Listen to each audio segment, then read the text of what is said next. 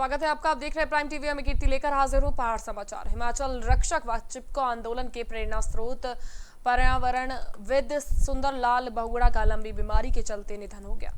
पूर्णानंद घाट पर राजकीय सम्मान के साथ उनका अंतिम संस्कार किया गया। इस दौरान उत्तराखंड विधानसभा अध्यक्ष प्रेमचंद अग्रवाल ने उनके पार्थिव शरीर पर पुष्प चक्र अर्पित कर अपनी भावभीनी श्रद्धांजलि अर्पित की। वहीं ऋषिकेश मेयर अनीता ममगाई ने भी पर्यावरणविद सुंदरलाल बहुगुणा को पुष्प चक्र अर्पित कर श्रद्धांजलि दी। बता दें कि राजकीय सम्मान के दौरान जिलाधिकारी देहरादून और वरिष्ठ पुलिस अधीक्षक देहरादून भी मौजूद रहे। तो राजकीय सम्मान के साथ पर्यावरणविद सुंदरलाल बहुगुणा को अंतिम श्रद्धांजलि अर्पित की गई। आप तस्वीरों में भी देख सकते हैं, राजकीय सम्मान के साथ उन्हें अंतिम श्रद्धांजलि अर्पित की गई।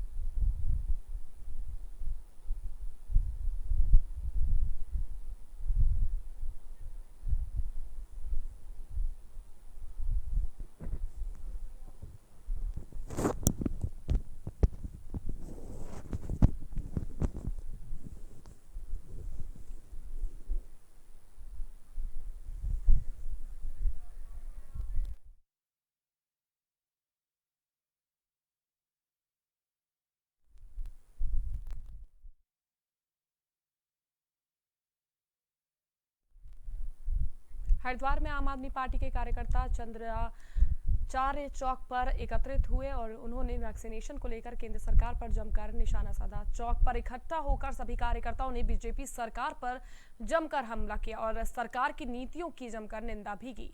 यहां पर प्रदेश उपाध्यक्ष ओपी मिश्रा ने कहा कि आज पूरे देश में वैक्सीन की कमी हो रही है और इस सरकार का इस तरफ कोई ध्यान नहीं है कि हमारे देश में लोगों को वैक्सीन मिल पा रही है।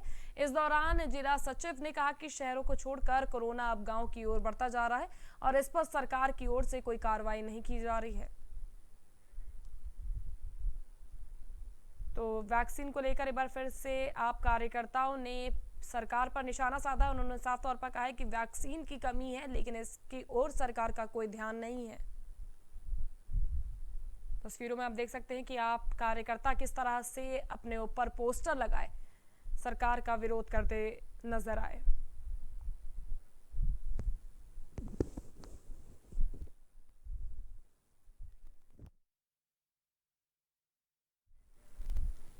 लालकुआं में प्रदेश कांग्रेस पार्टी के आह्वान पर कार्यकर्ताओं ने पंचायत भवन में रक्तदान शिविर का आयोजन किया। इस दौरान वरिष्ठ कांग्रेस नेता हरेंद्र बोरा ने कहा कि कोरोना वायरस के बढ़ते मामलों को देखते हुए हमारी पार्टी लोगों के साथ पूरा सहयोग कर रही है और हर जरूरतमंद तक मदद पहुंचाने की कोशिश भी की जा रही है।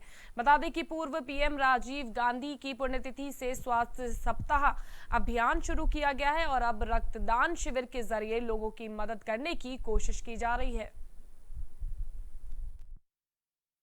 कि प्रदेश कांग्रेस के नेतृत्व के आह्वान पर जिला कांग्रेस कमेटी के नेतृत्व में लालकुआं विधानसभा में जो है रक्तदान शिविर आयोजित कराया जा रहा है। ये राजीव जी के बलिदान दिवस के उपलक्ष्य में। तो इसमें जो है कि ग्रामीण क्षेत्र के लालकुआं विधानसभा की जनता जो है कि युवा साथी मेरे जो है बहुत भरपूर सहयोग दे रहे हैं और रक्तदान कर रहे हैं, क्योंकि इस समय रक्त की भारी कमी हल्द्वानी के चिकित्सालयों में है। तो बार बार डॉक्टरों ने भी आह्वान किया कि रक्तदान करें। तो उसी लोगों सबकी प्रेरणा से कि जिससे ज़रूरतमंदों को, अपने ज़रूरतमंदों को और समाज के जो जिनको भी रक्त की।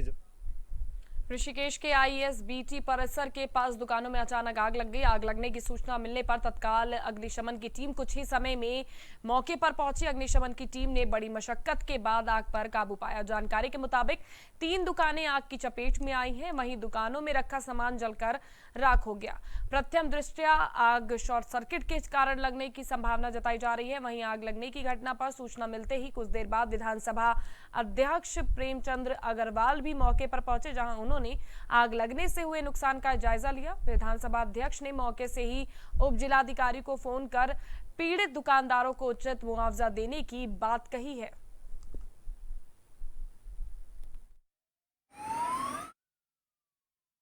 ये जैसी हमें सूचना मिली, हम मौके पे पहुंचे गाड़ी लेके। तुरंत हमने लाइट वीट कटवाई, तो हमने एक फायरिंग टैंकर से तुरंत हौज फैलाकर आग पे बुझाना चालू किया।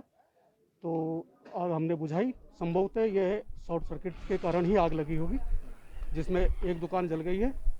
और सितारगंज क्षेत्र सहित मलपुरी, नकटपुरा, पिपलिया इलाके में तेज बारिश की वजह से किसानों के खेतों में पानी भर गया। किसानों की कई बीघा खेत जलमग्न हो गई। किसानों ने बताया कि भारी बारिश की वजह से धान की फसल को काफी नुकसान हुआ है। कई एकड़ जमीन में पानी भरने से किसानों को भारी नुकसान पहुंचा है। फसलों का भारी नुकसान होने पर किसानों ने एसडीएम से शिकायत करते हुए कार्रवाई की मांग की है। इसी के साथ ही किसानों ने तहसीलदार को लेकर एक ज्ञापन भी सौंपा है और इस ज्ञापन के जरिए जांच की मांग की जा रही है। तो बारिश के पानी के चलते किसानों को काफी ज्यादा नुकसान हुआ है। आप तस्वीरों में भी देख सकते हैं सितारगंज में भारी बारिश के चलते जलमग्न हो गया पूरा इलाका, जिसके चलते किसानों की कई बीघा फसल नुकसान हो गई।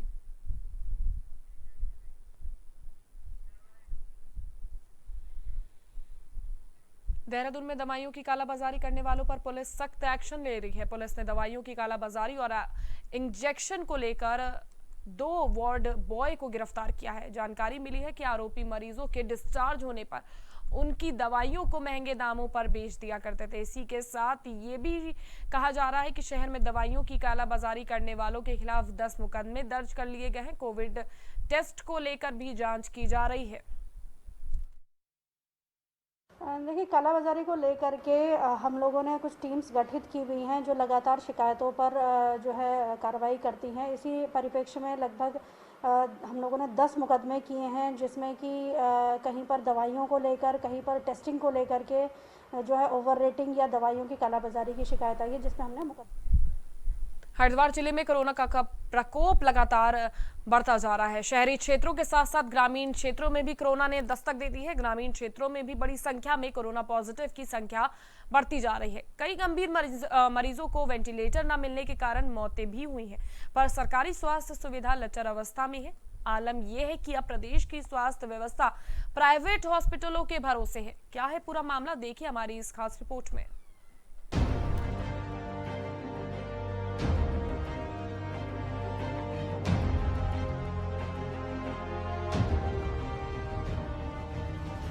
हरिद्वार जिले में सरकारी हॉस्पिटलों में स्टाफ की कमी के चलते करोड़ों की लागत के वेंटिलेटर धूल फाक रहे थे।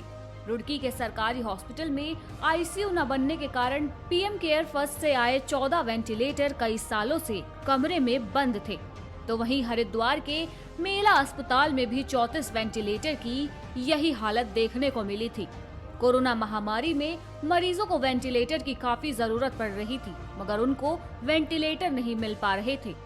अब हरिद्वार जिला प्रशासन द्वारा धूल फाक रहे वेंटिलेटर प्राइवेट हॉस्पिटलों को दे दिए गए हैं। साथ ही सरकारी हॉस्पिटलों में स्टाफ को भी वेंटिलेटर चलाने की ट्रेनिंग श्रीनगर मेडिकल कॉलेज के टेक्निकल टीम से दिलवाई जा रही है। हरिद्वार जिलाधिकारी सीवी रविशंकर का कहना है कि सरकारी हॉस्पिटल में वेंटिलेटर को चलाने में स्टाफ की कमी थी। श्रीनगर मेडिकल कॉलेज से डॉक्टर की टीम हरिद्वार आई है और उनके द्वारा स्वास्थ्य कर्मचारियों को वेंटिलेटर चलाने की ट्रेनिंग दिलवाई जा रही है। तब तक के लिए हमारे द्वारा रुड़की और हरिद्वार में रखे वेंटिलेटर को प्राइवेट हॉस्पिटल्स को दे दिया गया है। ट्रेनिंग पूरी हो जाने के बाद प्राइवेट हॉस्पिटलों से वेंटिलेटर्स वापस ले लिए जाएंगे। हमारे पास जो है जितना वेंटिलेटर्स का सुविधाएं हैं उसमें चलाने के लिए हमारे पास स्पेशलिस्ट और ट्रेन्ड मैन पावर का आवश्यकता होता है।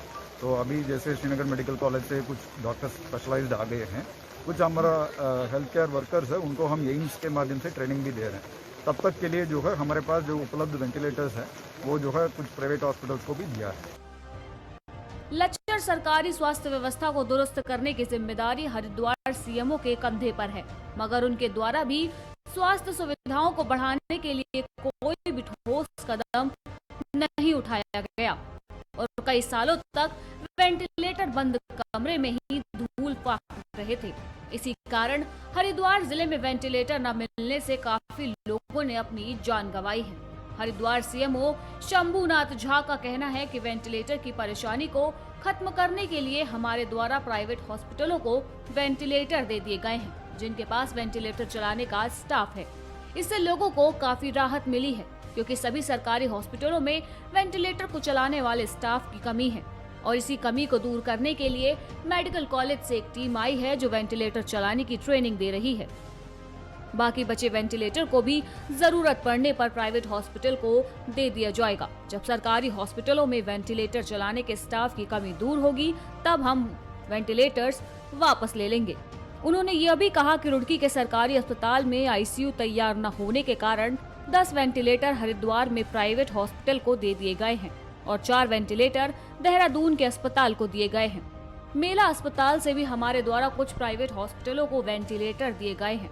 अभी भी हमारे पास कुछ वेंटिलेटर हैं, जरूरत पड़ने पर हम उन्हें भी प्राइवेट अस्पतालों को दे देंगे।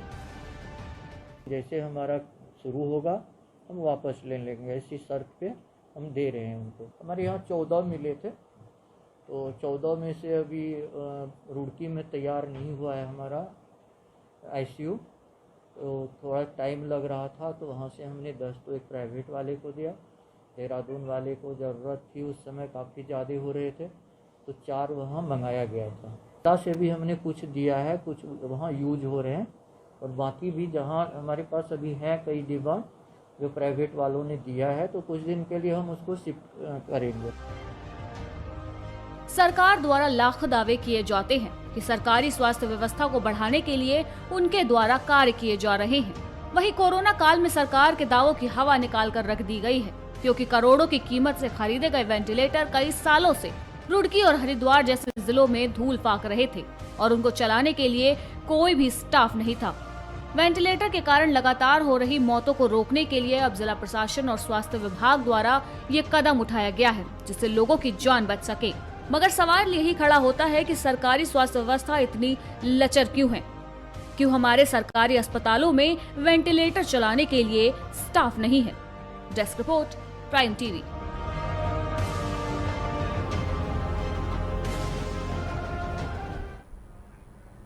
पार समाचार में फिलहाल के लिए बस इतना ही। फिर हाजिर होंगे देश और दुनिया की तमाम खास खबरों के साथ। तब तक के लिए स्वस्थ रहिए, सतर्क रहिए और हाँ, देखते रहिए प्राइम टीवी।